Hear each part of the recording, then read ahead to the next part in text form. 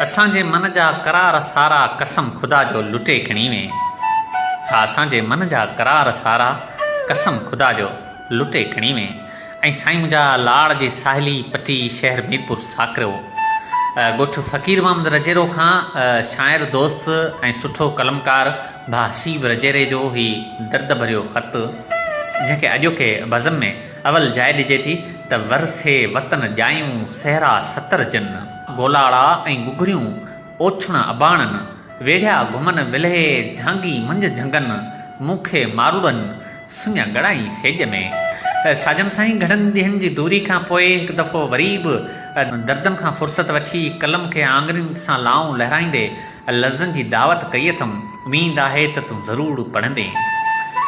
ताज़ो मूं ॿुधो हो त तुंहिंजो लॻते जिगर तोखां विछड़ी वियो आहे, हमेशह लाइ उन ई दुनिया जो राही थी वियो जितां केर बि नाहे मुटी सघियो।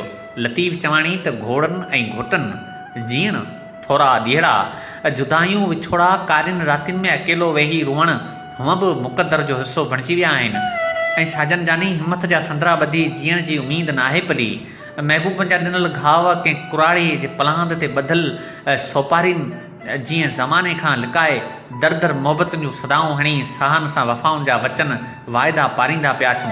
ऐं हा साजन, सफ़ेद कपिड़े ते लॻल अछे दाग़ जहिड़ो इहो बि पधरो सच आहे त हाणे जीअण जहिड़ा रहिया ई न आहियूं। मुंहिंजो हथ लकीरियूं साजन साईं मलाह जे कंडनि में फाथल ॼार जीअं ईअं उलट पुलट थी वियूं आहिनि, जिन जे मूं नंढड़े ज़हन जे मालिक माण्हू खे का बि ख़बर नथी पए। हर रोज़ु हिकु नओं दर्द दिलि जे दरवाज़े ते दस्तख़त ॾींदो आहे ऐं आऊं उन खे गले सां लॻाए जीवन झोल में संभाले रखंदो आहियां। अहिड़ा अलाए त केतिरा दर्द मुंहिंजे मन अङण जा महिमान थी तरसल आहिनि, जिन जूं रुख़सतियूं हाणे क़ब्र में वञण महिल ई थींदियूं। ऐं साजन, मुंहिंजा जवान दिल अलाए त केतिरनि ॾींहंनि खां महबूब जे गुलाबी चपनि जी चुमी खां महरूम आहिनि, पर मुंहिंजे लुड़कनि उहा कमी पूरी कई आहे। मुंहिंजा गरम ॻोढ़ा मुंहिंजे दिलनि खे दिलासा ॾींदा आहिनि। मुंहिंजूं अखियूं रुअण सां रुली मिली वियूं आहिनि। मूं हवाउनि सां हथ चुरांद करणु छॾे ॾिनी आहे, छो जो मुंहिंजे आंसुनि जा कचा कीमा हाणे हिन ज़ालिम हवाउनि जो ज़ोर बर्दाश्त करण जहिड़ा नाहिनि रहिया। ऐं हा साजन, मूं बारिशनि सां खेॾणु छॾे ॾिनो आहे। मतां वक़्त जी खिवण मुंहिंजे मासूम सपननि खे साड़े न विझे।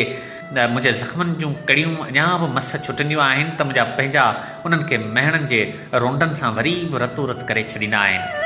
ऐं ख़ुशियुनि जे शमा खे ॿारींदो ई रहां थो, पर वक़्त जो तूफ़ान वरी बि उन ई शमा खे विसायो वञे, पर मूं मींदुनि जो सुखाण नाहे छॾियो। मूं वक़्त जी तेज़ हवा सां मुक़ाबले जो सोचियो आहे, वरे तियूं वर ऐं न वरंदीअसि वर रे, जाॾे हिन जबल जो टांगींदसि तुरो, जतन सां ज़रो नींहं निबेरण न थियो। बसि साजन, ससुई बणिजी पुनू पुनू करे सान जा छेड़ा खोलण जो सोचियो अथमि। साजन, मुंहिंजो जीवन जो पंधु हाणे अणॾिठल मंज़िल जो राही आहे, जिते खोड़ ख़तरा मुंहिंजे आजां जे लाइ आमादा आहिनि। मुंहिंजो सुबुह मुर्कनि सां शुरू थिए थो ऐं रातियुनि जो लुड़क सां रूह रिहाण करे निंड जी देवी सां बख विझी सुम्हियो रहां ऐं वरी बि सदमे लाइ ख़ुदि खे तयारु थो रखां। ॾींहं रातियुनि ते गुज़रनि पिया, ज़िंदगी जी गाॾी अधु मंज़िल ते पहुची चुकी आहे। ॾिसंदे ॿुधंदे ॿुधाईंदे मंज़िल जा महिमान थींदासीं, पोइ अमलनि जे आसिरे जिते जो सफ़र हूंदो उॾाई वञिणो पवंदो। अला ईअं हो जीअं आऊं मरां बंद में, जसो ज़ंजीरनि में रातो ॾींहारो, पहिरीं वञा लो पोइ मर पुॼंदमि ॾींहड़ा। ऐं उन ई लाइ साजन, लफ़्ज़नि जो बज़म भॼण खां पहिरीं उहा आस अथमि जो हिकु दफ़ो हुनखे पंहिंजो थींदो ॾिसां।